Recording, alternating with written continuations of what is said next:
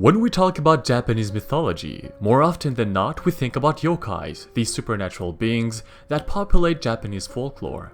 And when we talk about creatures originating from Japanese folklore, the mighty onis are always included in there.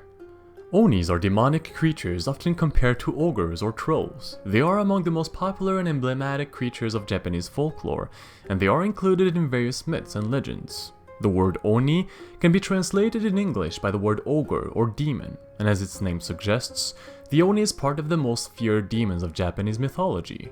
They're often described as being very tall and massive, taller than the tallest men and stronger than an ox. They were large vicious humanoids that had demonic features such as red or blue skin, twisted horns, sharp claws, and a wide mouth from where two large tusks came out. They were also often portrayed holding a massive iron club and a simple loincloth or a tiger skin pelt around their waist. However, it is not uncommon to see onis represented wearing traditional Japanese clothes. After all, the physical description of the onis depends a lot on the area and the regions where their legend is told. Everyone has a different take on the legendary creatures and monsters. Onis have a very bad reputation in Japanese mythology. They were synonymous with brutality and bad luck. No matter where they went, they brought destruction and diseases with them. That, combined with their malicious nature and their love for human flesh, made them one of the most feared creatures in myths and legends.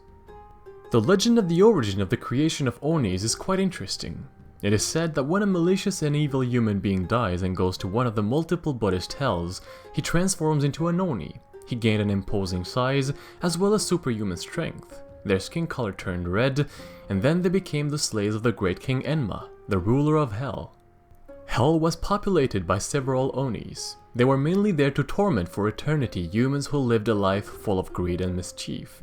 The tortures attributed to those humans who were condemned to stay in hell for eternity were so terrible and inhuman that it is quite difficult to describe them. From time to time, when a human being was completely evil and beyond redemption, when his soul had absolutely no chance to repent in any way, he would turn into an oni without even going through hell.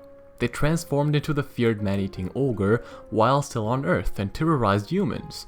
It is to this particular type of demon that Japanese stories and legends make reference to. After all, this kind of demonic entity is the most dangerous to men because it's physically present on Earth and thus represented a real threat. In the traditions and culture of Japan, onis were sometimes included in various customs and rituals to drive out evil and bring luck into the households.